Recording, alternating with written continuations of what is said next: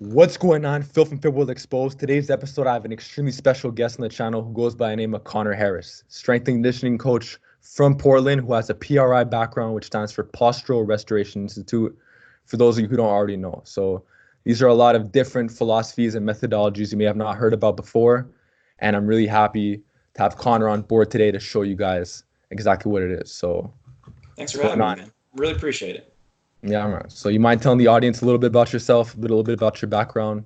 Yeah, so I'm originally from Portland. I went to college at Oregon State where I did a couple internships under people who did PRI. I got really lucky. I happened to just kind of stumble into some people who pretty much were like the only ones who did PRI in Oregon. So after that, I just got really passionate about it. I went and I did an internship in Phoenix for the company called Exos, who does like performance training, like NFL Combine prep, works with a lot of high level athletes. And then after that, I went to North Carolina to work under Chris and Jen Poulin, who are really high up within PRI in terms of like their understanding. Jen actually teaches courses, and that was really good for my understanding of the methodology and like implementing it in like a strength and conditioning sense. So now I'm back in Portland, kind of starting my own thing, and I'm really excited to see where it goes, but it's good to be home. Nice, man. So for the audience who doesn't already know, we know what it stands for, Postural Restoration Institute, but what is it exactly? So PRI is like a kind of newer way of a lens through which you can see the human body. So the whole idea is that the human body is naturally asymmetrical. There's a lot of reasons for that, but like two I like to give right off the bat are our brain is asymmetrical. We have a motor control center on the left side of our brain, which controls the right side of our body, which is actually stronger than the one on our right brain, which controls the left side of our body. So we have better, essentially, motor control on the right side. We also have a diaphragm that is asymmetrical that sets us up in this asymmetrical orientation to be biased into our right side. So at the end of the day, there are predictable patterns of posture, of muscle orientation that human beings fall into, just because we're all designed the same way, mostly generally speaking. So because of these patterns, you can then assess and then correct based off of what your PRI assessments tell you. And then you just go through the step-by-step progression, and then you get really good results. Mm-hmm. So what are your thoughts on people who say like, what is this new, like bogus, like, new people trying to like reinvent the wheel? Yeah. Like what makes PRI so special compared to like posturology or, different avenues in the fitness industry? Like what makes PRI really stand out? I would say it works. Like that's really just like what it is. Like it works better than anything I or people that I trust, people that I've had as mentors.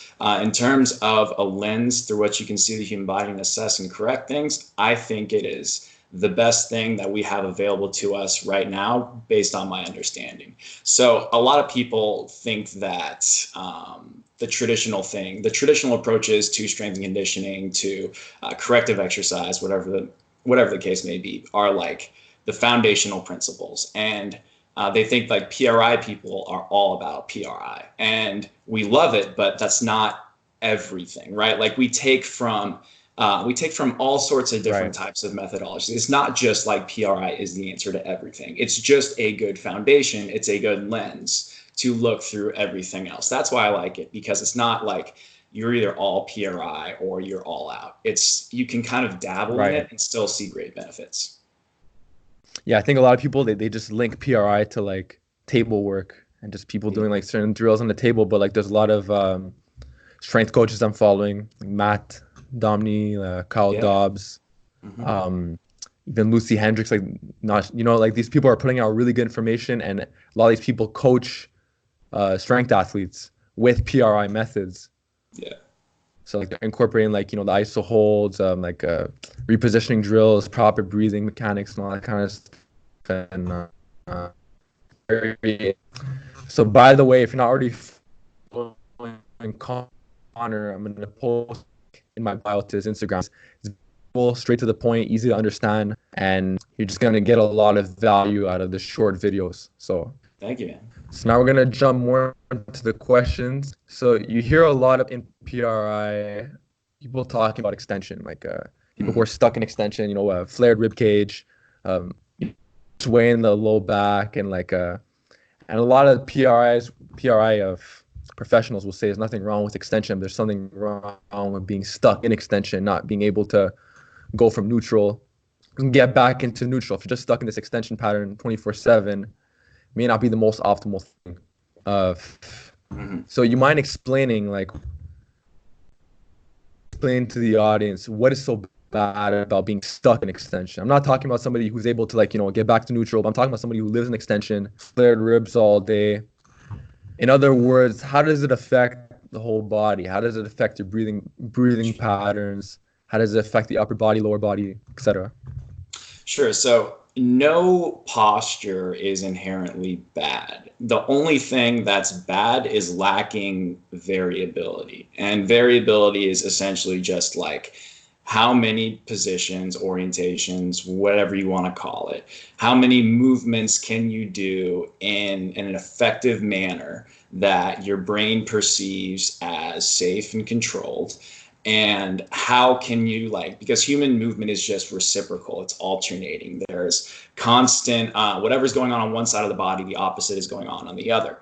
So if we are always stuck in one orientation and unable to then transition to another state, then we become stuck in this state. And by default, human beings just tend to have that be extension. That's just kind of how we default into a bad pattern. And when we're stuck in extension, we then lack the variability to go in and out of flexion and extension, which is always what we're trying to do, go out of internal and external rotation through our joints and gait and movement.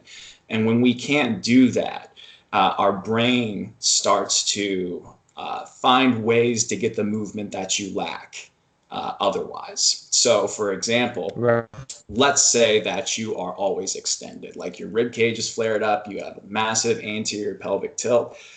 Then that person is probably going to be biased in certain musculature and then perhaps weak, quote unquote, in other musculature. And then extension is also autonomics. It's the sympathetic nervous system. If you were to just puff out your chest right now, you feel more alert, you feel more awake. I feel like I'm much more ready to go, so to speak, with my chest puffed out. But that's not necessarily a place you want to be all the time, because if you're always in the body language where your brain is perceiving a threat, where it's perceiving that fight or flight response, then that can be pretty bad for the physiological functions going on within our body, because the nervous system dictates what's going on within the rest of your body. So if you're always perceiving a threat, if you're always fight or flight, then you can kind of see how that could start to cause some problems. Right.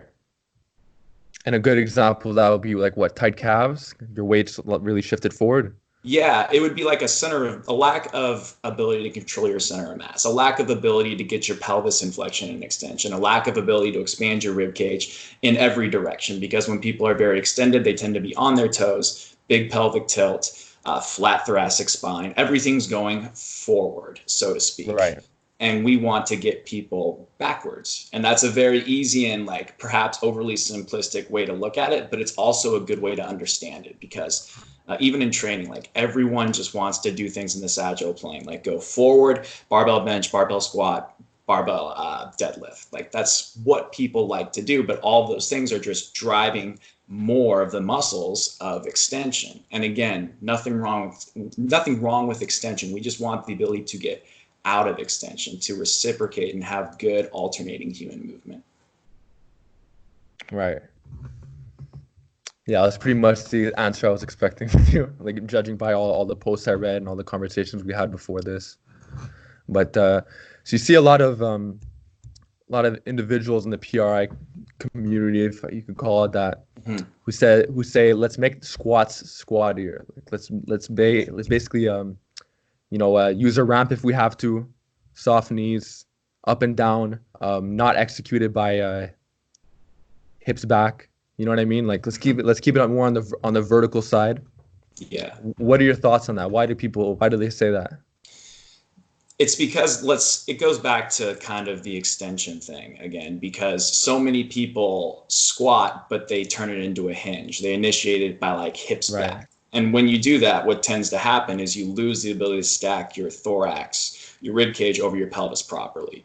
So if you want to have good length tension relationships of your muscles to where they can fire when they need to in a squat, you don't want to necessarily bias some muscles by starting off a squat, by making it into a hinge, by tipping that pelvis forward in an attempt to maybe get deeper in the squat, or in an attempt to perhaps get the weight up because you're in the hole and you're trying to get out of it, but you haven't trained your brain a proper movement pattern to allow you to keep your rib cage stacked over your thorax as you push the ground away and come up. That's why you tend to see when people are in the sticking point of a squat, or when you see like perhaps like butt wink, they tend to start with this kind of hips back squat. But in order to have good pressure management through our body, in order to have a better ability to feel the muscles working in the manner we want them to, we want the squat to really be a knees forward exercise. If we want to work more of that, I guess, posterior chain, more of that like hinging action, then let's just go to a deadlift. You know what I mean? Right. So what you're saying is we don't need to be quote unquote deadlifting twice. Exactly. We could make the squat squattier and like the hinges more Right. like keep them as hinges. Two completely different movement patterns. So with the topic of the butt wink, what's your thoughts on that? So the When is it butt too wink, excessive? When is it, when do you draw the line? Pat Davidson said something really interesting about the butt wink. And I think that there's a couple different things that can happen with the butt wink. It could be a result of poor form, essentially, by initiating the squat incorrectly, and then your pelvis rolls underneath you because you're extended, but then in order for you to drop down, your pelvis has to roll under, because that's what your pelvis should be doing in a squat anyway, but it's not neutral, so it has to overcompensate and roll underneath yourself as you get deeper into a squat. That's one potential way. Another thing is what Pat said. So Pat said that essentially with the butt wink, it might be a strategy utilized by the brain to place the pelvis in a position that it is most effective in order to get the weight up. Because essentially when you're in the bottom of the squat, your brain is concerned with getting the weight up. It's not necessarily concerned how it's doing it. It just wants to basically survive what you're putting it through. So it orients itself into a way that is going to give you the most leverage to get the weight up. So that could just be a neuromuscular strategy used by your body and brain in order for you to just complete the lift, because you don't necessarily know any other way. Right. So when does it become problematic? Like, how do you know, like, That's a and good what question. would you go about when it comes to fixing it if it is problematic? If it is problematic, which that's totally individual, and it would definitely depend on like the assessments I would run, but let's just say it is. And if it is, then I would probably go after just sagittal plane control. I would want to make sure that they have control of their hamstrings and abs, specifically their obliques within the sagittal plane, because those are the muscles that are going to allow you to have that reciprocating action of the pelvis. But if we're controlling our pelvis through our back extensors and hip flexors, then we're not going to have balanced tone throughout our pelvis. Right. And we're ultimately going to lack the ability to control that butt wink. Fair enough. So while we're on the topic of squats, you see a lot of people in the PRI world, and even my coach, he's programming, well, at least last cycle, like safety bar squats. Do a lot of people in the PRI community really like the safety bar because you get more reach with the neutral grip handles? So because you're able to reach, you're able to tuck the pelvis a bit more, and it gets you a little bit out of that extension. Like, I know there's a lot more to it than that. Let's think of like a barbell back squat. A barbell back squat, you have your hands back and you have your shoulder blades essentially retracted, because you have to rest that bar on that kind of padding that you're creating with that scapular retraction.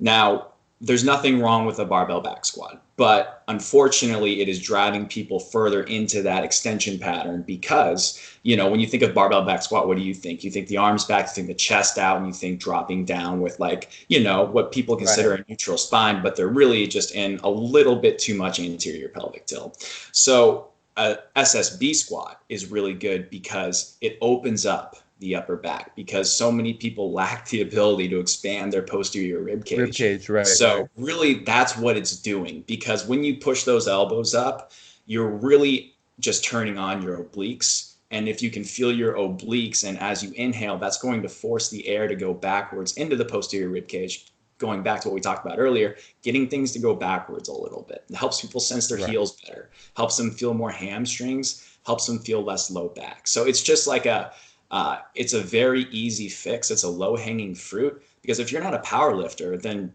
you don't have to back squat. That's just a thing people like to do in the gym. But if you have access to one of these bars, I think it's a no brainer for a lot of people. I usually use it right out of the gate, and I hardly ever touch a barbell back squat. Right. It's true. It does definitely make you feel your heels a lot more because of the reach. And the same thing could be said about like a Zercher squat. You got the same position going on. Same stuff. Yeah. Elbows, like even a front squat too. Like when you have those elbows up and driving forward, that helps with that rib cage retraction and protracting arms, which then opens up the posterior rib cage if you're doing it correctly. Right. No, it's very, very interesting stuff. Okay, so while we're on the topic of, as far as safety bar squatting, what are some mistakes you tend to see? Because I tend to see a lot of lifters in the PRI world who tend to have the neutral grip handles like parallel to the ground. Like they're not pulling it towards their neck. Like they have it more upright. Like what are some mistakes you see with the safety bar squat? I think there is a tendency with the safety bar squat. People use it as a way to load it up really heavy because I think it looks cool. So people like to load up a lot of weight on it. And also they use it because it's like inherently a safer exercise, in my opinion, and in the opinion of many others. People tend to still lose good positioning through it. Just because you're using that bar does not mean you're doing the lift correctly still. So I think it's really important to still make sure that you can stack your rib cage over a neutral pelvis and then maintain that throughout a squat. But really, it's like the same thing as any other type of squatting. I just find it's a little bit easier to coach. And I would see the same things wrong that I would see with like a front squat, for example. So it really ultimately comes down to what that individual needs. Right. So shifting a bit away from the SSB, because we're talking about reaching, let's talk about the post he made a couple weeks ago saying, kind of debunking the row twice as much as you press. You know, this is something that's been passed around for like a good decade or more in the fitness world, you know, and I guess people are taught a certain way, and I guess we're conditioned to like think, yeah, this is the way. But, you know, there's always people who are, you know, like Pat Davidson, who are always challenging people's beliefs and, you know, bringing new ideas to the table. And just because we think this is a certain way we should be doing it doesn't mean that it is, you know, we're just taught that way. But so you mind just elaborating a little bit more on why it is a myth, at least in your opinion, the row twice as much as you press?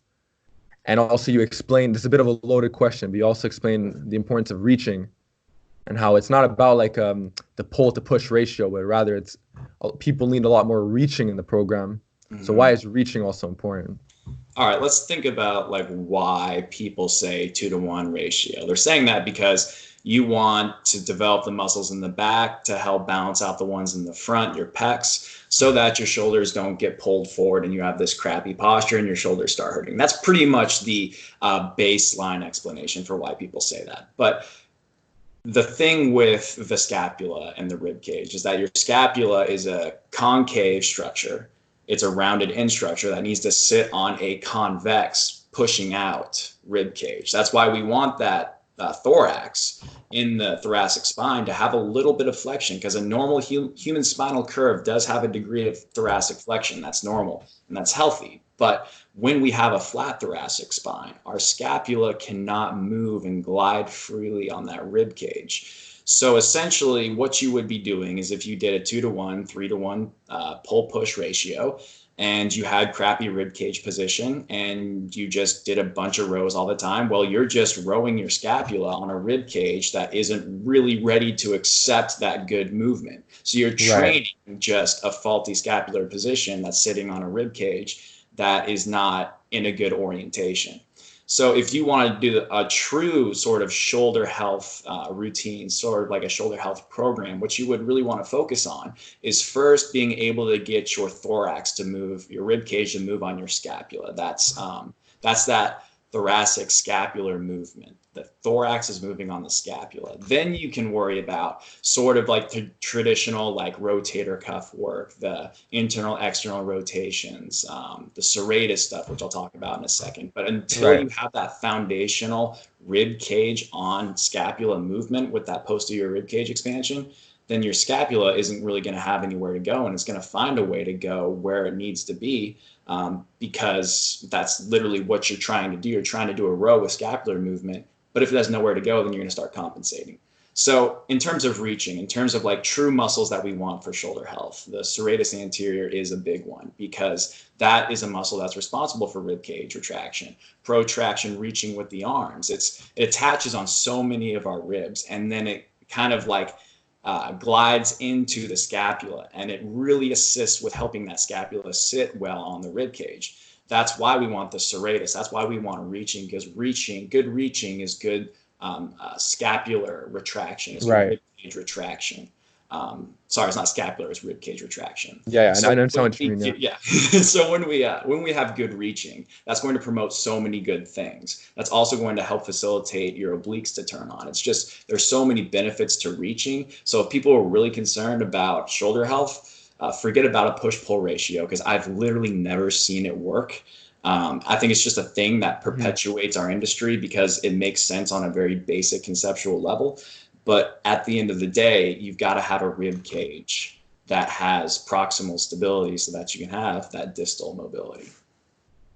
Fair enough.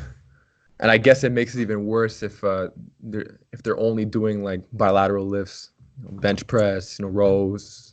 Exactly. Chin-ups, overhead. Because like a bilateral barbell bench press is going to lock your scapula into that retracted, because the whole thing of a bench press is what? Just stay tight. That's what really matters. Rip the bar apart, like meet the bar halfway with your chest. Those are cues that you see all the time. But if you're just pushing it, it's that forward thing again. Like everything's going forward. You're just putting yourself into a lot of extension. You're putting yourself in the exact position that has been detrimental and potentially setting you up to be in that faulty position. Right. I guess that's why a lot of I'd say a lot of the intelligent strength athletes, they don't just do like maybe in the off season, they'll do a lot of stuff where they are a bit more tucked, like more like floor presses, knees bent. They're not always in that extended pattern. Yeah. But to kind of to compensate for all the extension that they're in throughout most of the year. Mm-hmm. But I know you made a couple posts talking about the importance of alternating for upper body health. So alternating rows, maybe alternating landmine presses, stuff like that, alternating dumbbell bench. Mm-hmm. You mind talking about some of the benefits of alternating exercises? Sure. So alternating is going to be kind of correlated with reaching, because the idea between alternation is it's similar to the gait cycle. And in terms of when you take a step forward, you swing your arms, one foot goes forward, the other arm goes forward, and vice versa. So you ultimately want to train a mobile rib cage, because a mobile rib cage is a rib cage that has variability, going back to what we first talked about with how important variability is. But if you have a stiff rib cage, if you have that traditional bodybuilder kind of big lats, chest puffed out, lacking the ability to move through your rib cage, then your body is going to find that movement somewhere else. It's kind of like that joint by joint approach in terms of we alternate between stability and mobility throughout our bodies. Our lumbar spine is supposed to be more stable, rib cage is supposed to be more mobile. So we ultimately want people to be able to train good alternation, because that's going to work rotation, that's going to work up free and mobile rib cage. B, you can get a lot of serratus action in there. And C, it's honestly more sport specific. It's more specific to more things that people do in their life, especially with athletes. I've worked with a lot of athletes, and unilateral work is just really important, because so much of athletics, so much of life is on one leg and one arm. We are very rarely using both limbs at the same time, unless you're a power lifter. which is like, again, the powerlifting influence on sports performance, on just general fitness is significant. And powerlifting is great, but ultimately, in terms of like true function of the human body and good movement, unilateral work is really the way to go. Right. No, it will address a lot of imbalances if you have like some unilateral work, some alternating work in your program. So the question now is, let's face it, like a lot of lifters, like it turns them off. They're like, oh, I can't lift a lot of weight on these lifts. Like these are like sissy lifts, like, squat, bench, dead, overhead, chin up, clean. Like, you know what I mean? Some people actually do run programs where it's just that very minimalist, and a lot of these people, some of these people won't even get injured. Maybe they have like really good genetics. We all know those people. They've been lifting 20 years, just big three. Never did like a lunge or like an alternating dumbbell bench in their life. But let's just say for like the average Joe, let's say somebody just does bilateral lifts. They don't do any alternating lifts. They don't do any unilateral lift. What could we generally expect from somebody like that, like down the line? In terms of what? So are you asking like in terms of if they like imbalances and injuries? Lifts? If they were to only do bilateral lifts? Yeah. Gotcha. In terms of imbalances and injuries.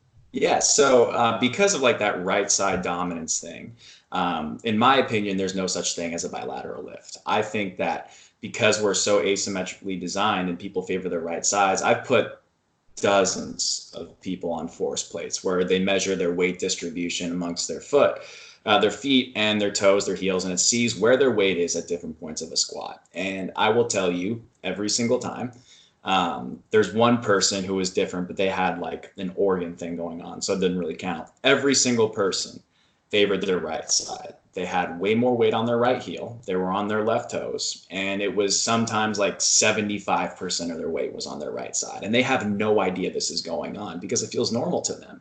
So if we continually do like bilateral lifts all the time and we're favoring our right side, then we're kind of just feeding that pattern even more. You've got to have balance. It's not like you can never do these exercises. I think they're wonderful exercises. It's just like, Let's have some balance. Let's work our left side a little bit more sometimes. Let's do some things to help get us into our left side so that we're not just feeding asymmetry over and over again. So if we rewind to what you just said, would you make an athlete or a client step on two scales and kind of get an idea of, let's say the guy weighs 200 pounds. Mm-hmm. And you'll see like, okay, there's 120 pounds on this scale, and there's 80 pounds on this scale. Is that kind of how you do it, or? It's like a mat, and then they basically just do like a squat on it. And then depending on where their weight is, you'll see, where their weight is in their feet. That's going to tell you where they're shifting. And then you can give them cues to help bounce them out into their left side a little more. You can give them exercises like a left adductor, which is going to help pull them in their left side more.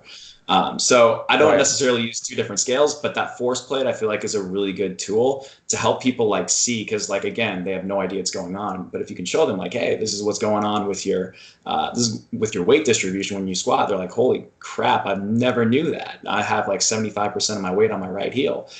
Then you start to get a little bit more buy-in, and I find it's a really good tool.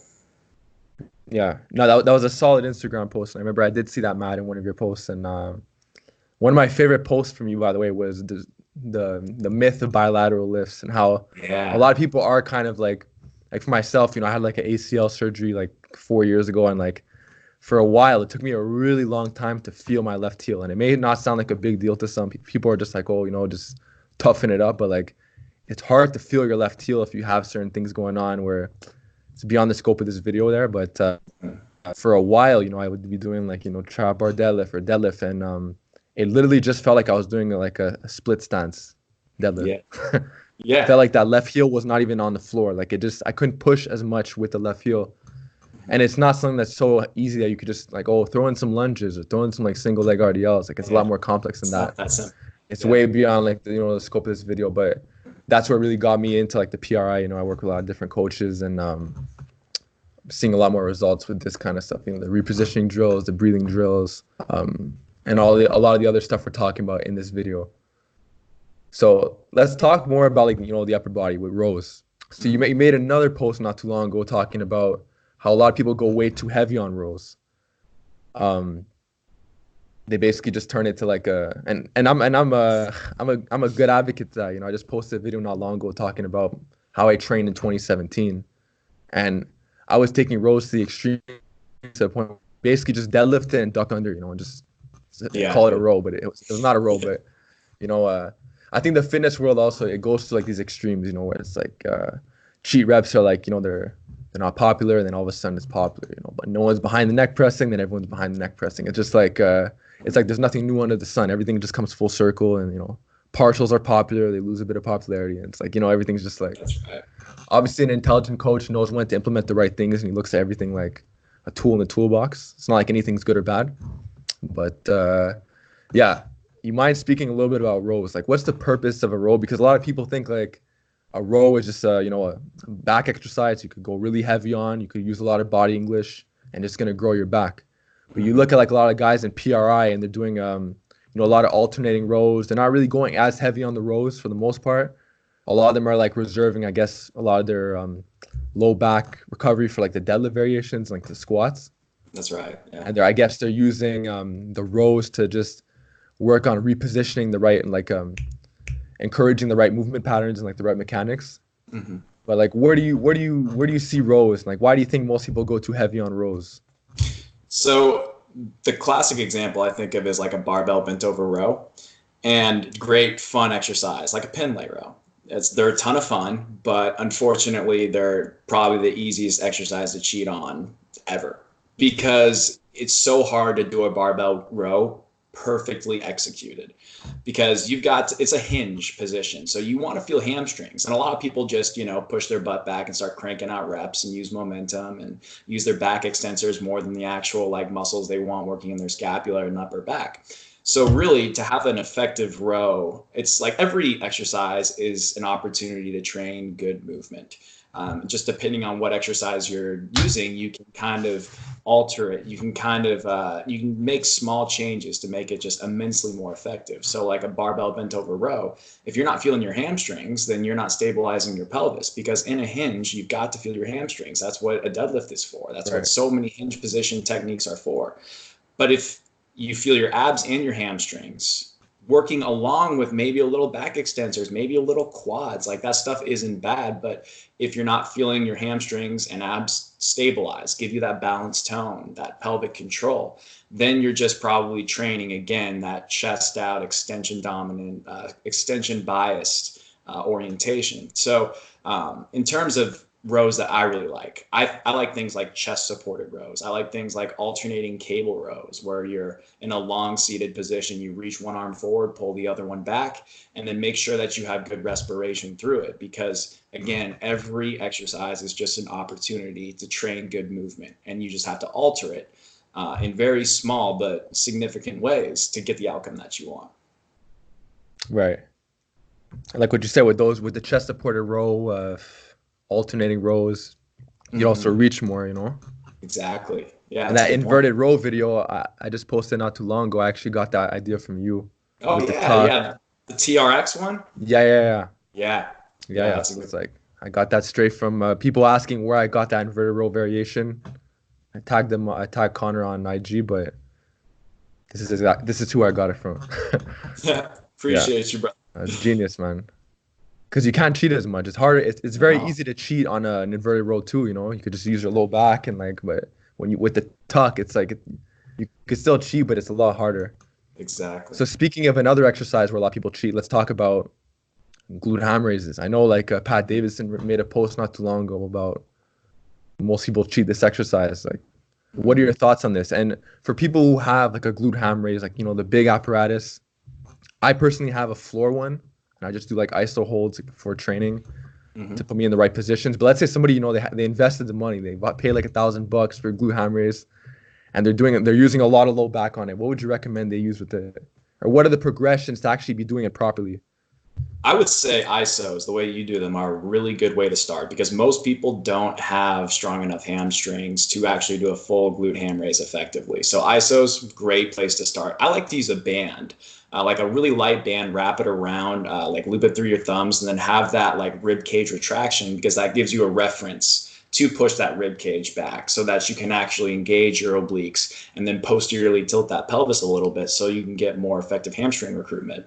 But then partial reps are a really good way to go too, because going full range of motion right out of the gate, you're probably just going to turn it into a back extensor activity because you lack the proper recruitment, proper orientation, proper strength within your hamstrings and abs to actually do it with proper form through a full range of motion. So partials are a really good way to go. ISOs would be a good start. And again, that band is a total game changer. Right. Let's get into the infamous left AIC. Sure. Let's do it. It's like a really big topic in PRI. Yeah. Personally, something a pattern that I'm stuck in along with other stuff. Me too. Beyond the scope of this video once again, but yeah. This is actually why I brought you on the channel too, because I know if I try to explain some of this stuff to my audience, they're going to be like, what the hell is Phil talking about? You know, so it's like I'm kind of just getting my feet wet in right now and just like talking more and more about it and bring guys like you on the channel and trying to like simplify it a little bit. But what's a left AIC pattern, basic terms? Left AIC pattern is left anterior interior chain. And it's basically just a broad term for the right side dominance that we fall into. But then people are like, then why are we calling it the left anterior interior chain? Well, it's because it's a chain of muscles that runs down the left side of your body that are biased in a certain way. And that way is more of a externally rotated, more of an abducted, more of a plantar flexed bias on your left side. Your right side, therefore, is the opposite. It is in this internal rotation, this dorsiflex, this sort of adducted position in terms of what your pelvis is doing. So that right pelvis is back and that left pelvis is forward. And the orientation of that pelvis is essentially called the pattern of the left anterior interior chain. And that is the starting position that every human being tends to fall into.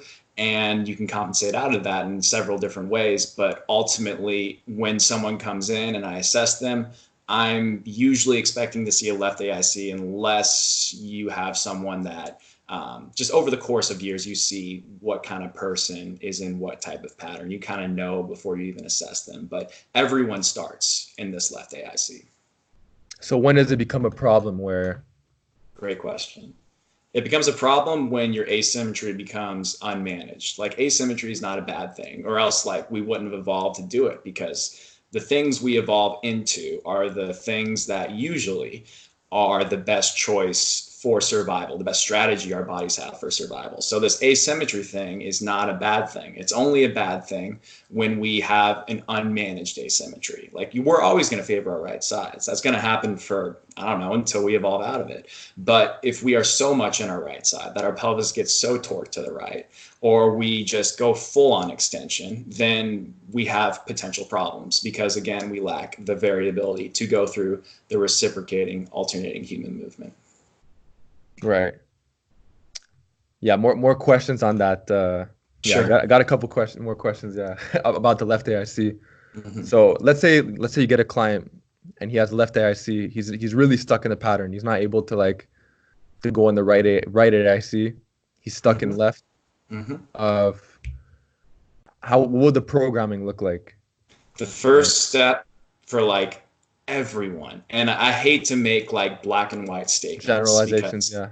Yes, because that's never the case in the fitness industry, the strength and conditioning industry. It's just, you can't make black and white statements, but I can make this one. And that is, I'm always going to start with breathing. I'm going to see where they are. I'm going to see how well they breathe. I'm going to assess them and see what's going on.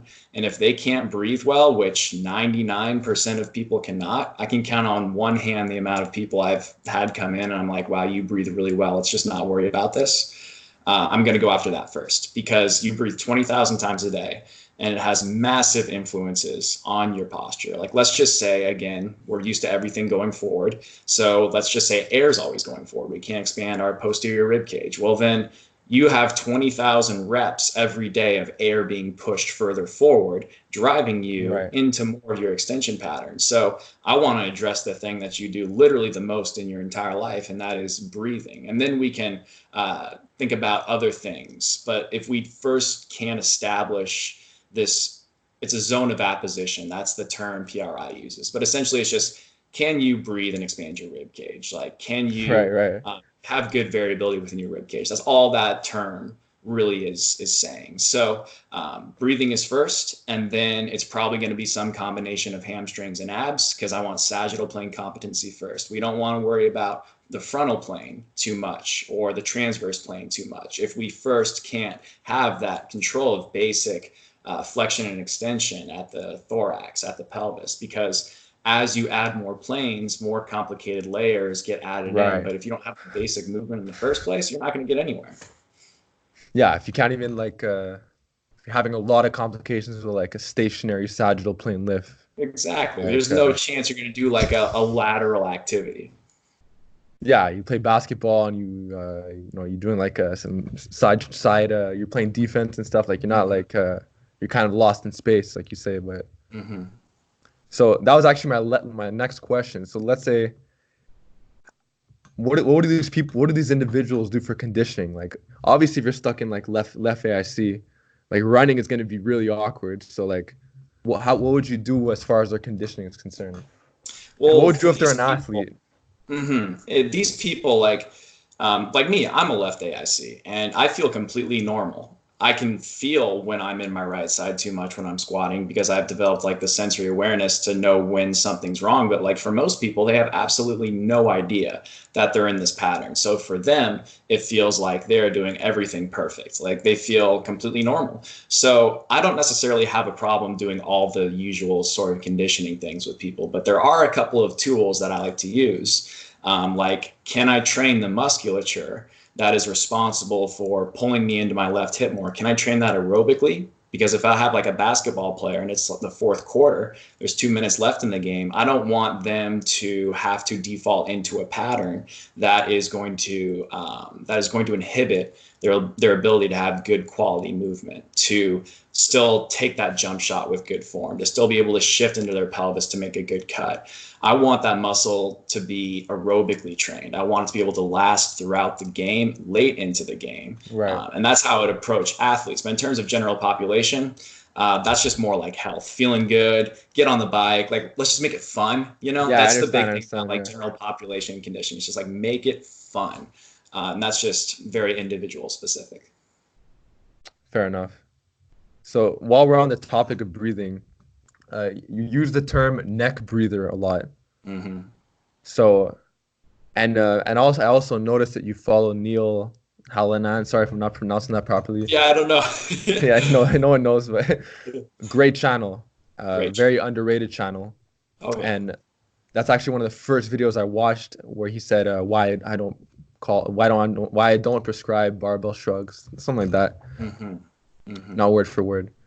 But he talks about neck breathers as well.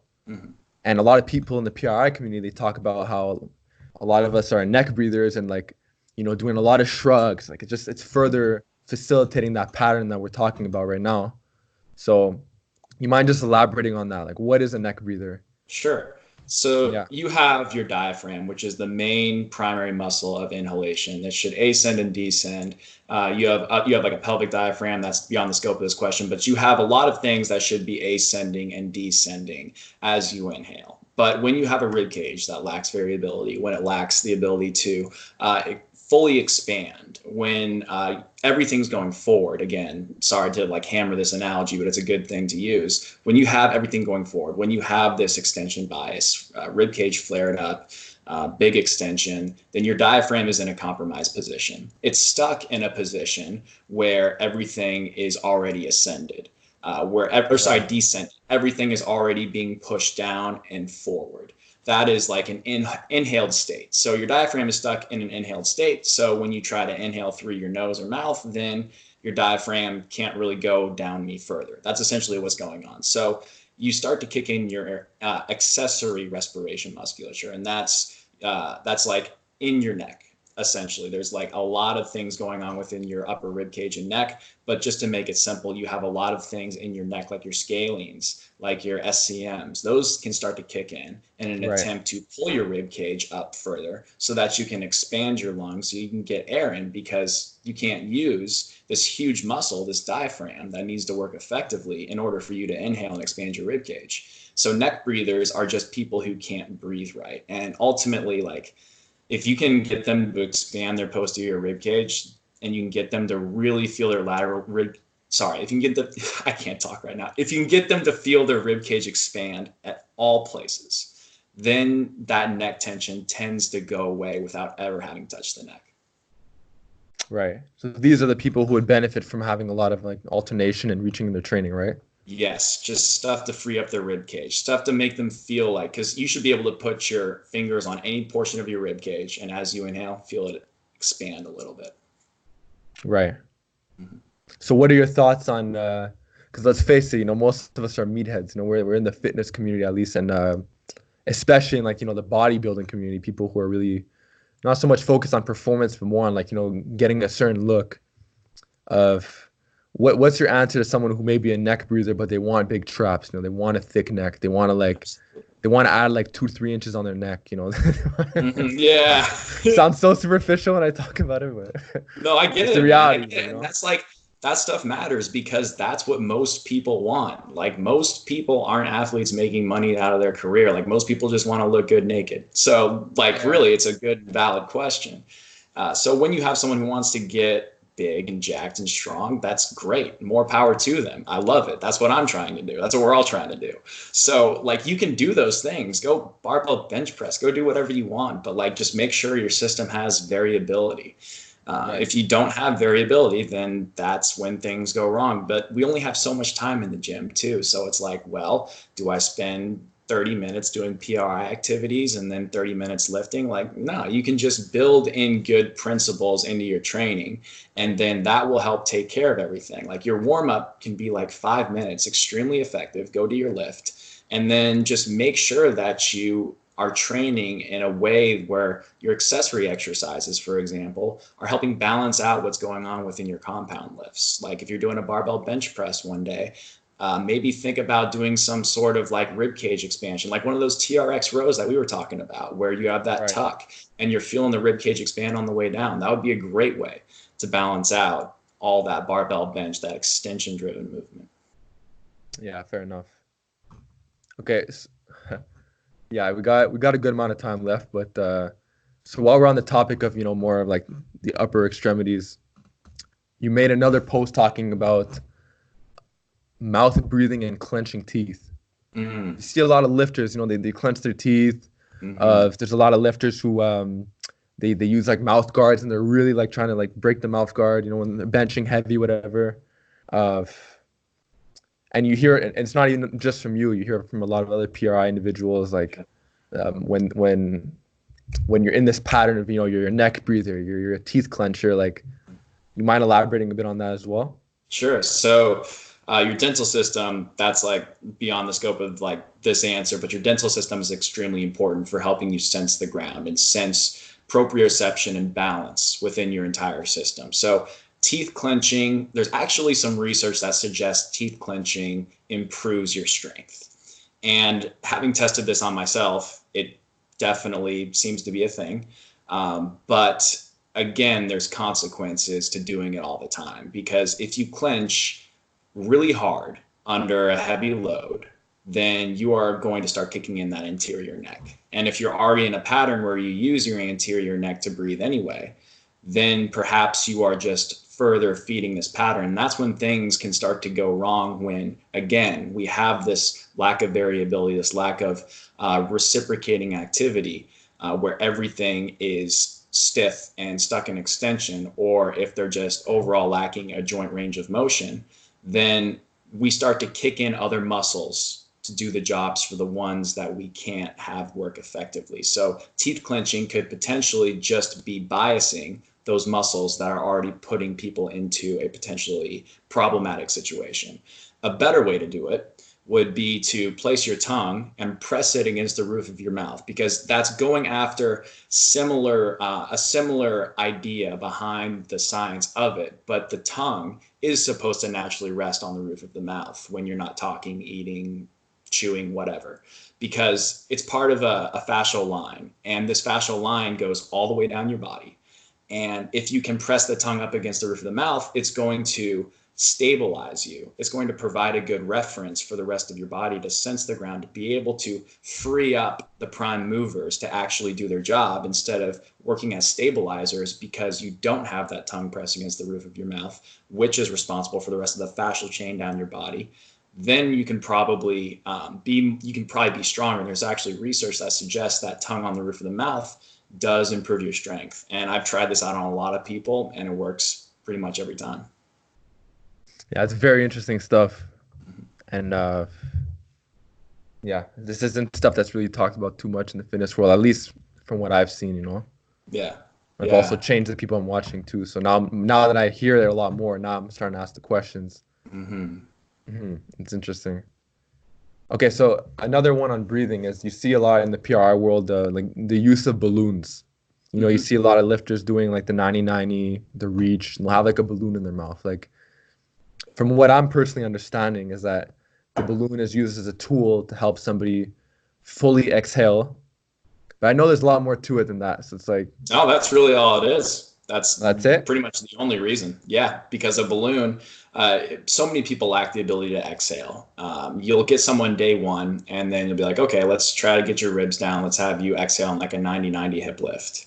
And hopefully everyone knows what that is. But if people can't exhale, then they can't have a good inhale, because a good inhale is going to be preceded by a good exhale. So we need to get all the air out so that we can take air in, because so many people have this sort of like everything going forward, they have pressure built up within their system, within their intra-abdominal wall, within their diaphragm. So we need to first get that pressure out so that we can take pressure in effectively. That's kind of the principle behind it. But so many people you'll get on the first day and be like, okay, I need you to exhale like you're blowing out your birthday candles. And then they'll just be like, and they're like, I'm not feeling my abs. I'm not feeling everything.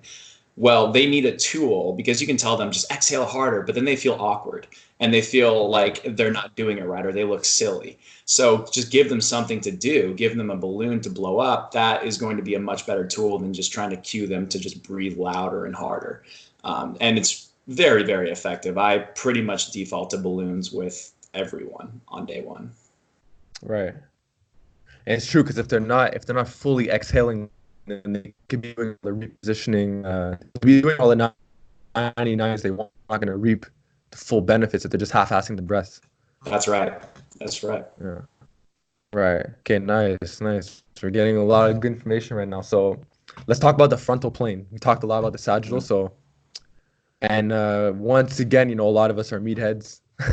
Just the way it is in the fitness world. A lot of people, like, they just want to get jacked. So they say, you know, fuck the frontal plane. Like, who cares about frontal plane? No, it's not. Is it really gonna get me? Like, what am I gonna do? A lateral lunge? It's not gonna get me jacked. You know, that's kind of how people look at like frontal plane lifts. At least certain people. So why is the frontal plane important for sagittal plane, for people who do a lot of sagittal plane stuff? It's just that balance of muscle throughout your pelvis and thorax, because again, like the frontal plane is really just like center of mass control. When you take a step forward, you need to have the frontal plane musculature pull you over to that side and then establish good positioning of your pelvis over your femur. And so many people that don't really do any frontal plane work lack the ability to do that effectively. They lack that variability, frankly. So what we want to do is establish a little bit better frontal plane. But again, we need to have good sagittal plane competency first, then we can worry about that. But if we're just going after basic frontal plane competency, we don't have to do so many like lateral lunges and like side planks. Like that stuff's great, and that's an option to you if you would like to use it. But you can alter a split stance lunge to absolutely light up your adductors, absolutely light up your glute med, and you're going to work your quads and hamstrings harder than you've ever felt it, because your body is in a good position to recruit those muscles because your hips are being stabilized. So the frontal plane doesn't have to be something where you have to take 10 minutes of every lift and go do some Right. TRX side planks. Like, you can work these muscles into basic accessory exercises and make them way more effective, and you feel way better anyway. So it's like in my opinion, it's a low-hanging fruit to adjust to these exercises, make these small changes in order to Right. make them better for overall just orientation. Right. If somebody's doing like a Bulgarian split squat, they could easily just do like they can easily make some modifications, or like Yeah, a split squat with like, heel reference against a wall. They could just make certain exactly. tweaks to the lift where they could get the adductors to fire. Yeah. Hmm. Interesting. So let's talk about, okay, since we've talked a lot about, a lot of people being stuck in extension, uh, let's talk about the overhead press, right? Hmm. Because Tony Gentlecore, a coach I really like, he made a post talking about how a lot of people have to earn the right to overhead press. Love it. And a lot of people think that, a lot of people say like, oh, well, if I could do whatever I want in the gym, someone's telling me I can't do this, I'm going to prove them wrong, So it's kind of like, well, who are you to tell me I can't overhead press? That's But these right. are the same people who are really stuck in extension. Yeah. And then you see them overhead press, especially done standing, and it looks like they just look like a banana. Like they look like they're doing like a standing incline press. Yeah. And people could do whatever they want. This is also why in my personal program, I'm not trying to but I also explain how not everybody should be doing it, at least right now. So I give alternatives. I give landmine pressing variations just for a little Yeah. spoiler. And yeah. So what are your thoughts on that statement? That you have to earn your right to be overhead pressing. And just to take the question a little bit further, what are some telltale signs that like this person flat out should not be overhead pressing? Yeah. Well, I've never given someone a barbell overhead press, I think, ever. And that's not because I hate the exercise. That's because I think the cons outweigh the pros. And I'm not willing to sacrifice positional integrity to such a large degree, because I just know that the vast overwhelming majority of people, there's just no chance that they're going to do it effectively without a massive intervention of coaching. And I'm not willing to spend that much time with someone teaching them how to overhead press when I could just have them do a landmine press, a landmine one arm alternating press, and get pretty much the same adaptation, train the same movement pattern in a more effective way where that scapula can actually glide on the rib cage, and then not have to worry about spending, days teaching this person how to actually lift overhead with a barbell or a dumbbell or whatever the case may be. So I like to start off with seated variations, half kneeling variations, something where they can like place a hand on their rib cage to make sure that it's not flaring up as they press up. That's a really good cue I find to be very effective, especially for like a dumbbell overhead press. But if we're doing like a landmine press, they don't necessarily need to do that as much, because they're in a better position, like a half kneeling position, to make sure they can just sense that rib cage coming up when it happens. So they can use that other arm to then alternate. So really, overhead pressing, you can train it very easily. My go-to is that half kneeling landmine press. But again, there's a many million different ways to skin a cat, and no exercise is inherently bad. It's just like, how much time are you willing to invest in this person? It's a cost benefit analysis, essentially. So Right. really, at the end of the day, I'm just going to make sure that they're not going to flare their ribs up. They're not going to overextend. And there's better exercises to do that, in my opinion. Right. I think you're talking a little bit more about like general population Yeah. right now. Like let's say Even somebody like, athletes, yeah. I would say. Yeah, even athletes. I've never given an athlete a barbell overhead press. Never done it. And if Yes, they yeah. wanted it, if they came up to you like, I'm gonna fire you tomorrow unless you give me a barbell overhead press, and be like, all right, we're doing it. But if they're not gonna say that, if they're not like hell bent on making it happen, then I can still give them a great adaptation through a vertical push in a different exercise.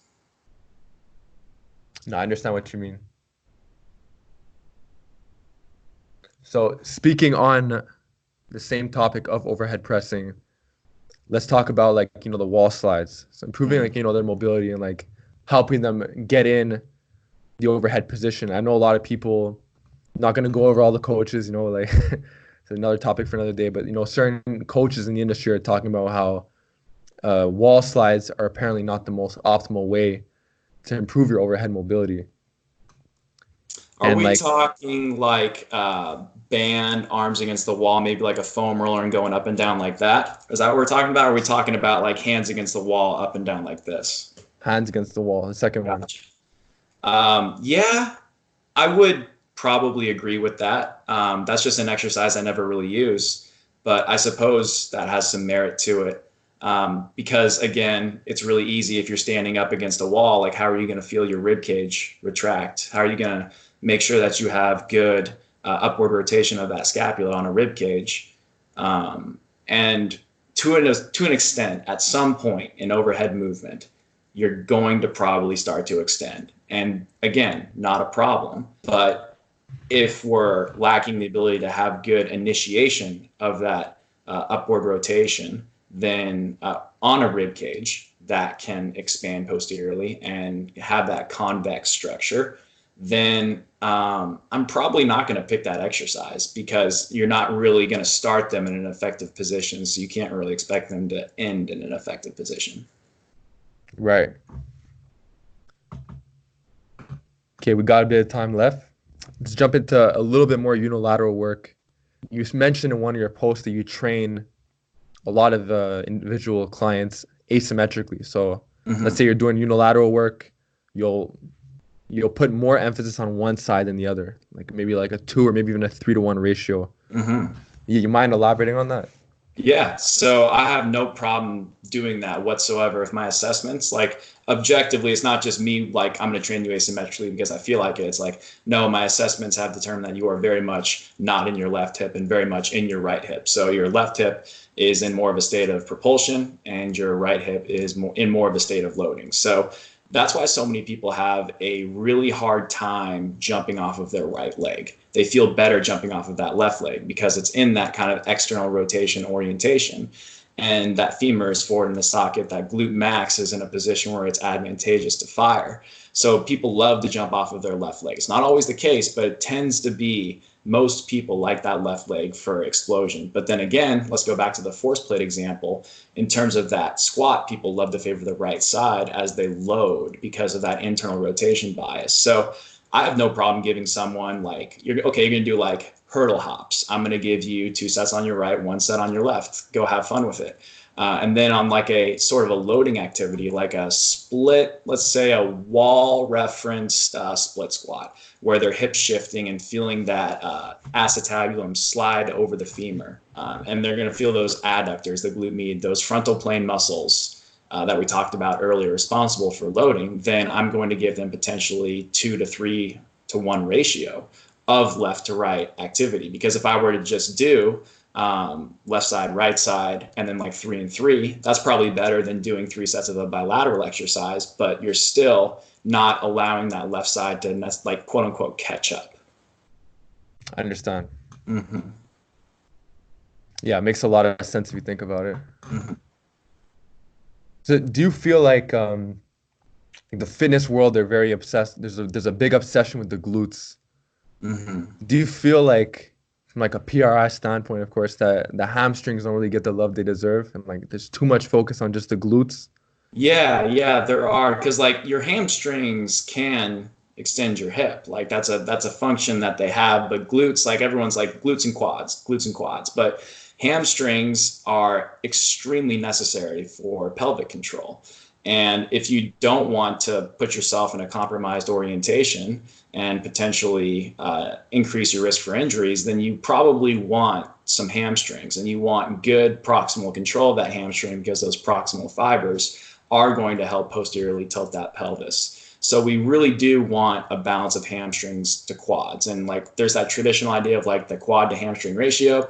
Don't know about that, not sold on that. But I think if we do go after the hamstrings in an intentional way, we're not just doing like mindless activation reps or like mindless leg curls, because your hamstrings need to work when your heel hits the ground in gait or when you're running. You need to feel that heel reference. So there needs to be like a degree of intention to it, of like okay, so I need to feel my heels, feel my hamstrings, and then I need to train this in an effective pelvic thorax position, etc., to get the outcome that I want.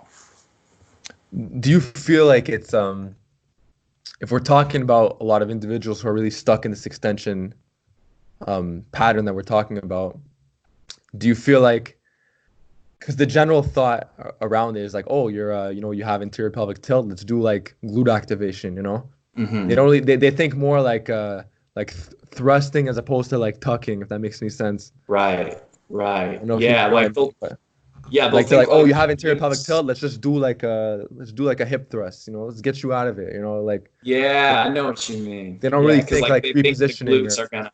Hmm.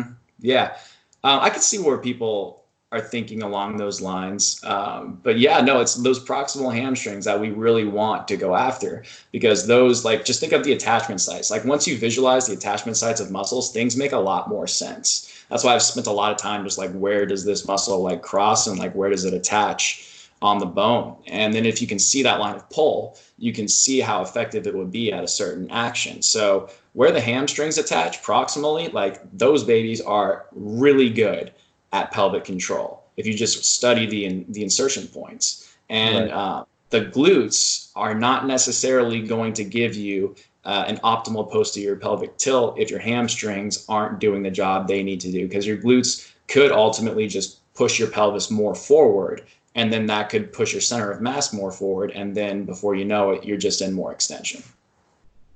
Well, right. So a lot of individuals who are stuck in extension, they think that if I just keep hammering the glutes, it's gonna give me that Yeah, tuck, but they're not understanding that it's really the hamstrings and the abs that are right. really gonna help me get more like, and then like the repositioning drills, proper breathing, reaching, all that stuff. It's gonna help Mm-hmm. me get back in that right position and be a bit more neutral. So it's like, Exactly. so basically we have a scenario where you got a lot of people doing like the lateral band walks and just like hammering glute activation. So I want to talk about the lateral band walk. Like, I Mm-hmm. know, like, I'm not bashing it. Like, I know female physique competitors, they do it. What are your thoughts on it from an extension point of view? Sure. So band walks are like the equivalent of like the whole mindless activation reps of what I was just talking about a little earlier.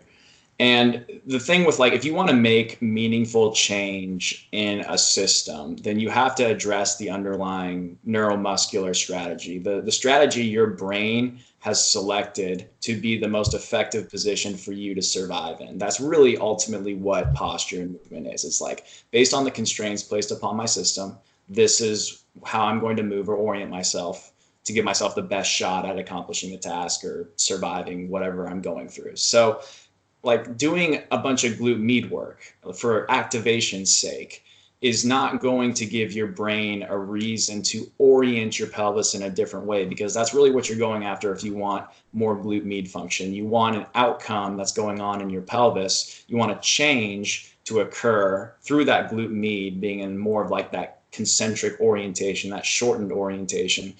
um, but we're not going to necessarily achieve that if we're not neurologically giving our brains input and a reason to change. So there needs to be references, there needs to be good respiration. Parasympathetic input is going to allow our brain to make those long-term changes, because if you can breathe through a position, then you're telling your body you can survive there. Like there's just no chance if you get Right. into a new posture orientation and you're tight, you're tense, and you're just like shallowly breathing or you're anxious, then that's not really going to give your brain a good reason to adopt that posture. It's going to sense it as a threat. So we want that parasympathetic input. We want intention.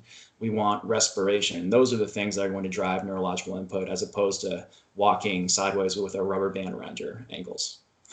Right, right. Yeah, fair enough.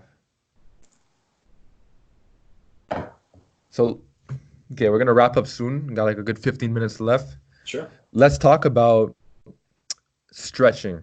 Because like Mm-hmm. a lot of people in the PRI world, I mean, reference Neil again. He made several videos talking about stretching and saying if you're stuck in certain patterns, you could do all the stretching you want in the world, and it's not gonna fix. It might give you like a temporary relief, but it's not necessarily gonna fix pattern. To Yeah. fix the pattern, it comes down to breathing and like a host of other things we've been talking about. And a good example of this would be, I'm just gonna reference myself again when I had tight calves for like years, literally, and I was doing everything in the book. For my audience knows this as well. My supporters, regarding like feed calves. I was like just like stretching my calves every single day. I would do everything for calves. I would dig my knee into my calf. You know what I mean? Like standing Hmm. up, kneeling. By like the incline calf stretcher, which I'm actually gonna sell. um, I was just stretching the hell out of them, and nothing happened for like literally 3 years. It just kept getting tighter, and if anything, they were getting even tighter. So then I started, working with like a couple different coaches, landing on a certain coach I'm still with. Why we basically drew the conclusion that like, look, like I could be stretching these guys all day long, but we're not getting to the root of the issue. We're not even scratching the surface. What's really happening is, if I'm stuck in some extension, I recently just made a video on this, and a lot of my weight, like you're saying, is shifted more forward. I'm just fighting just to get back on my heels, Right. especially that left heel. Right. So what I really needed personally, or what I believe I needed, what's been helping, what's been getting results, has been the repositioning drills. Finding my heels, a lot of heel reference or foot reference exercises, and working my breathing mechanics, all that stuff. But yeah, basically, even myself, like it's not that I look down at stretching, but I don't expect much from it either. Hmm. I don't Yeah, expect. I'm not there's gonna tell someone miracles are gonna happen if you start stretching. Now I'm more of like a reposition guy. Like I'm diving more into PRI stuff, just like you. But what are your thoughts on breathing? On stretching, like stretching. static stretching. What could Yeah. it do for you? What are like some exaggerated claims people make? So static stretching is like placing a muscle that is like concentrically oriented and more of like eccentric demands. Like that's what you're trying to do. You're trying to put that muscle in more of an eccentrically demanded environment. But again, like there's got to be some intention and thought process behind it. Like there is no significant, meaningful data that suggests stretching does anything long term. It just like, again, that goes along perfectly with your example of your calves. Like stretch them all day, but like it's like a rubber band. If you stretch that rubber band out, it's just going to snap back into place because it's still a rubber band. You didn't change the fact that it's a rubber band, you just stretched it out. So if we're always on our toes, if our weight is always forward, we can't find our heels, then you're always going to be on your toes, which is a plantar flex position, which is what your calves are doing. So your calves are always going to be tight. Like you can stretch your calves, but you're still a rubber band because you're on your toes all the time. So until you change the Right. reason why your calves are tight, you're not going to change the fact that your calves are tight. So really what we want to go after with that kind of a thing is like, we want to think about pelvis and thorax position because those are going to be the global drivers of what goes on up and down the chain. It all starts at these two locations, usually both, oftentimes the rib cage. So it's that whole idea behind proximal stability equals distal mobility. Because if you have that stability through your pelvis, through your rib cage, you're not compromised in the place where your movement starts, then you can have good free movement down and up the chain. Right. Right. And it kind of links back to that other post you made on Instagram where it was one of your last posts for 2019 saying, I hope coaches know that like if something is sore, stiff, or whatever the case is, that most of the time it's not coming from that muscle. Yeah, yeah, it's a People think symptom. like, oh, It's my not the neck hurts. I cause. got I gotta stretch my neck. I gotta get soft tissue work done on my neck. Yeah. Like the body's more connected than we think, and it's usually coming from somewhere else. Yeah. It could be coming from the hips or something. And that's a foreign idea to some people. I've had a lot of people come after me because I say I've fixed people's plantar fasciitis by never touching their lower limb and just addressing their thorax and pelvis. And people think that's crazy. People think that's just like absolutely just asinine. But I've done it many times before because, again, like you got to fix the root cause of the problem. Like it could be a local problem at your foot, and that's totally possible. And you can definitely make significant changes by Right. going after the intrinsic foot musculature and doing all that kind of more specific work. But if you think globally, if you think big picture, then it makes so much sense how your pelvis orientation can affect your femur position, which can affect your tibia position. It's just like a stack of Jenga blocks, and it's all connected. And the sooner people realize that, then I think we can start to shift the mindset of stretching is how you prevent and heal injuries, and activation reps are the way to go if you want to like change your posture. So really, like, just think globally is the big picture of everything. Right. It's like going to the root issue.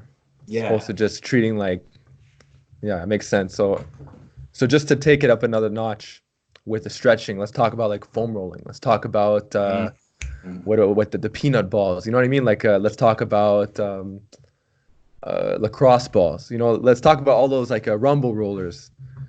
Because going back to my other example, I was using those on the calves too. You know, I was doing this soft tissue work. I still wasn't getting to the root issue, and this could be applied to different muscles too. I'm just using my calves as like a good example that my audience could like relate to. But yeah, what's your thoughts on foam rolling excessively? Like, pretty useless.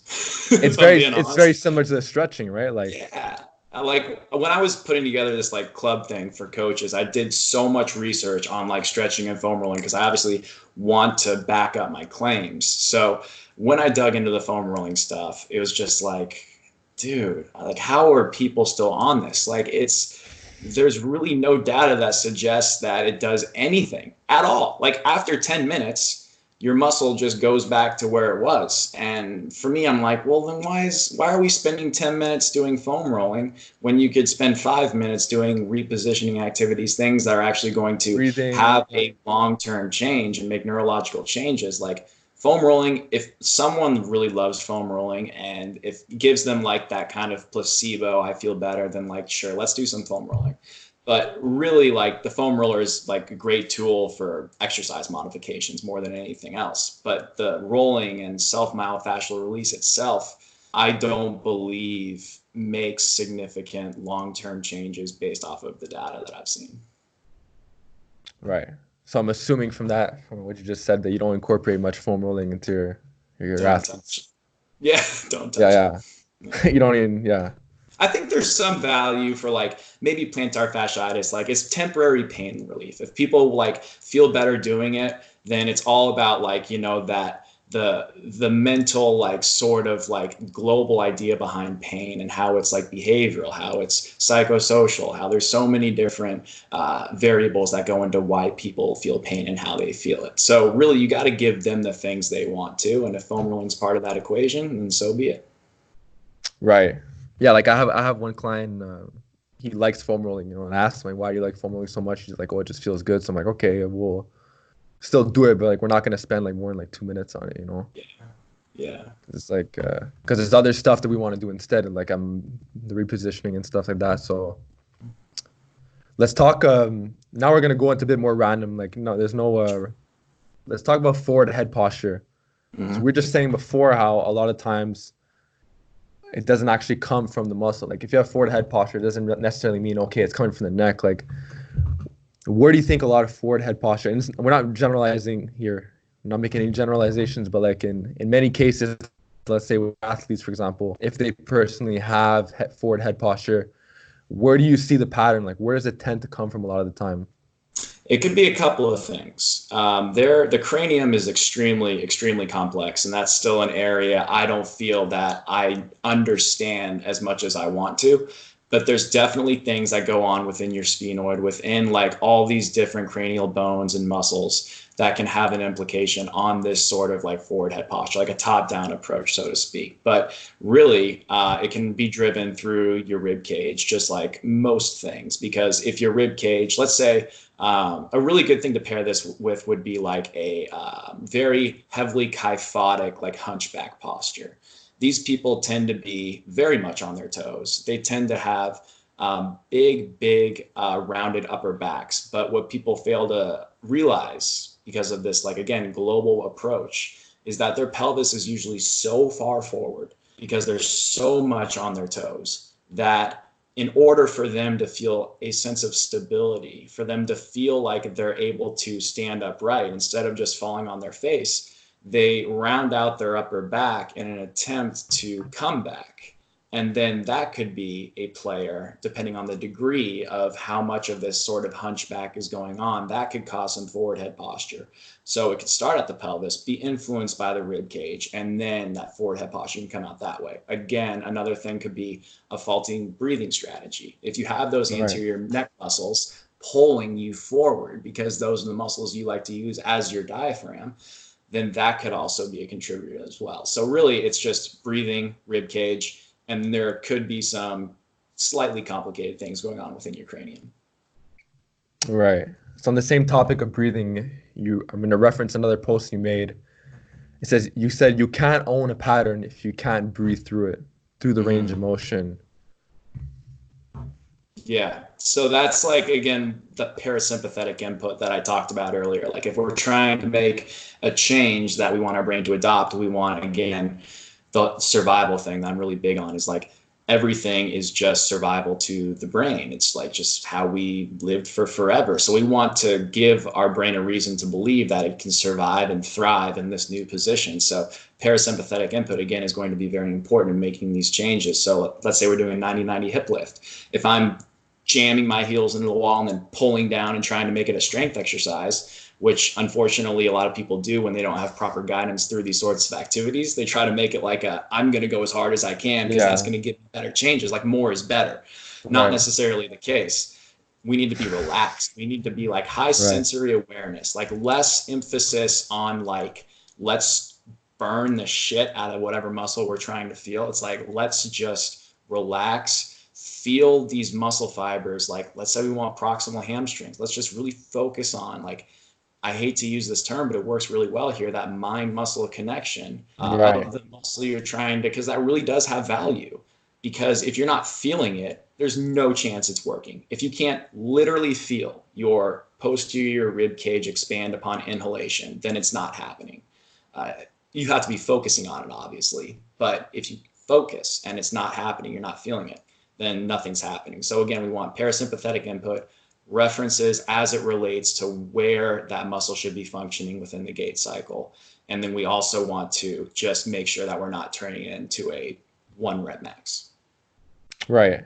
And it's interesting you say the 90-90 because Lucy Hendricks, she made a post a couple weeks ago, but I keep it on my phone, how everything is a squat. And how, she took a photo of like, the 90-90 dumbbell row, and she kind of just flipped them, and it looks like so many different lifts or a squat. So people who think that 90-90 is just some goofy like repositioning drill, like it does have transference to a lot of stuff, and it's a very easy way to feel the right things, to feel the hamstrings, to feel the abs firing, proper breathing, proper reaching. Yeah. Pat Davidson once said that everything is a cut, and I think that kind of makes sense too.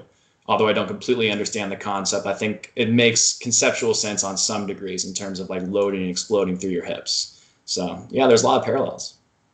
Yeah. So we'll wrap up very, very soon. Okay, we've got like 4 or 5 more questions. So what are your thoughts on cooldowns? So we talk a lot about, pre-workout, we're doing a lot of breathing, reaching, repositioning. I've noticed certain coaches in the PRI world, they do a lot of post repositioning drills, like post breathing drills. So, if they were an extension for a good amount of the session, they hit a heavy bench session, doing some heavy like deadlifting, like there's going to be some extension they're going to go into, especially if they're already in that pattern anyways. And you'll see they'll do like an all fours drill, and that's exactly how I do it. Right. So what are some of the benefits of that? Is it just to help us like encourage more like a neutral position after a heavy session of like extension based exercises? Yeah, it's pretty much exactly that. And that's the context I would use it into. Like, it's really just restoring variability so that we don't walk away from, 5x5 on barbell bench that day in that posture that we just kind of biased ourselves into. So if we can restore variability through kind of like the opposite of the bias we just put ourselves in, then we're going to probably be better throughout the day to not be in this kind of fight or flight state. We can have that recovery. We can get more parasympathetic input. We can reciprocate properly between our autonomic nervous system parasympathetic, sympathetic, and then we can kind of go from there throughout the rest of our day. Whereas if you don't do, and it doesn't have to be a lot, it can be like 2 sets of a given exercise executed well. And then you're going to be much better off throughout the rest of your day for potentially setting up your body for success and recovery. Right. So an example of this would be like what, in all fours, like on Yeah, your all elbows or fours, something? 90-90 hip lift, some sort of like wall supported reach. Like those things are all great. Right. What are your thoughts on YouTube fitness, the YouTube fitness industry as a whole? I'm not talking about I'm talking more you could say like the fitness industry, but I'm talking more about YouTube. You know, you go on YouTube and you type in certain things. What are your thoughts on that? Because it's very, a lot of it is very it's targeted. There's a lot of mainstream channels, to keep it simple, and they really like, they're really trying to target mainstream people, you know, like Right. lose fat. Like what would you like to see more of? Let me restructure that question. What would you like to see more of in the fitness world on YouTube? What do you feel like is missing? Oh, I'm going to get really philosophical here. So I think that YouTube is a good representation of what social media kind of is in the fitness world. And it's really like this capitalistic mindset of like, I've got to be the next best and flashiest thing. And therefore they structure their content to get more views, which fair. I mean, there's nothing wrong with that. Like, you know, they got to get theirs too. So they structure their content in a flashy way that promotes very basic concepts to people who kind of want that material, and that's fine. But it's more out of an ego thing than it is anything else. And I'm sure you recognize this too, like on social media, on YouTube, like it's very easy to slip into this mindset of like validation. Like I'm just doing this because it feeds my ego, because I get likes, because Right. because I just like, it makes me feel good. So there's got to be a balance of like, I'm putting out this content for me, or I'm putting it out because I genuinely want to help the people that I'm putting this content out for. And unfortunately, what I see is just people trying to one up each other and trying to like, even if they're not consciously aware of it, it's like you're either falling behind or you're getting ahead. And really that's what's great about the fitness industry, is that it drives you to get better, but it can also be a huge source of just of stress, of feeling like you're inadequate. And I feel like that comes out a lot within YouTube specifically. So what I would really, to answer your question, what I would like to see more is more of like genuine intentions to like help people, instead of like, do this right now, and like big flashy words, like, and you know, ripped guys, hot girls, like all this stuff. It's like, how about we just how about we just put out things that really are going to provide value for people. Right. I guess some people have those flashy titles, you know, because they want people to click. And but sometimes they could have really good intentions, and sometimes they could actually have like a lot of value in the video, but they know that if it's not flashy, people are not going to click. Yeah. So it's like, I guess, like a double-edged sword. Yeah, I do it too with mine. Like I have that like big flashy words on mine, but like I try to at least recognize that, okay, now within the caption, I'm going to like really truly provide things that can change the way people train today. So that's kind of how I go about it. For like you're backing it up with right. There's actually a good post Ben Bruno made probably like a year ago. Be a coach first and a YouTuber second. Yeah. And that really stuck with me, because I kind of did it a little bit backwards, where like I feel like I got on it a little bit early, the YouTube thing. And you know, now it's like in the last couple of years I've been working more on being a coach, and it's just I don't know, it's just funny, you know, how and there's nothing wrong with being like a YouTube influencer either, you know. If somebody wants to do that, it's perfectly fine, but like yeah, I know what you mean. Like it's like a lot of great coaches, they don't get the views they really deserve, in my opinion, you know. Like you watch certain like Pat Davidson videos, and like I feel like you see other people getting like, you know, 2 million views, 3 million. It's like, it's crazy. Pat Davidson, you know, makes some great content, great like gives some great value, and barely crack like 1,000 views or something, you know. But what are some things that you believed in last year, so 2019, that you changed your mind over that? I would say the role of like calf strength and Achilles health. I think that was not something I necessarily like didn't believe in, but I'm a much firmer believer in it now because again, kind of similar to you, I was always much like, I want to inhibit the calves. I want to find the heels, but you actually really need really strong calves if you want to, be a good athlete, have good Achilles health. So the calves, I want to strengthen them, but I want to do it in a good and responsible manner. Another thing, I would say that I've always underrated the role that sprinting can have for just overall athletic development, overall, just like it's probably the single best exercise anyone can do ever, assuming that you can do it effectively, correctly, and manage the load properly. Because sprinting is just like the amount of force you're having to overcome, put in the ground, and the degree of the muscular recruitment is just so profound that I think sprinting is probably the single best exercise there ever was. And I genuinely believe it. Yeah. Mm-hmm. Nice. Mm-hmm. Just to wrap up, like just finishing thoughts. You have anything left to say, the audience, or? Today I just released a coaches club sort of platform. So if you enjoy this kind of content, this kind of discussion, this is like a very good platform to where I'm making it community based. I'm putting out courses on different topics. Like I just have a posture and breathing muscle length course that was just released today, but I'm now doing pelvic biomechanics in February, and that's going to be dripped out. But there's also like webinars, there's online events, there's networking things, there's a member chat channel, there's a lot of good stuff. So if you're interested in this content, anyone listening, I would highly recommend that they go and check that out. Very affordable, cancel anytime you want, and I'm offering a 7-day free trial. It's only going to happen this week and probably never again. Yeah, I saw it on your Instagram right before we did the call, and I'll most likely join it too, man. Sweet, man. Yeah, I'd love to have. Yeah. Cool. So once again, to everybody watching and everybody who made it this far, congratulations. Follow Conor. I'm gonna post a link in the bio, and you're really gonna get a lot of value out of everything that he posts. So thanks again for being on today. Yeah, I really appreciate it, man. Awesome. Yeah, it was a really solid talk, an hour and a half, man. So thank you so much. Have a good day, and talk soon. Sounds good, dude. Ciao.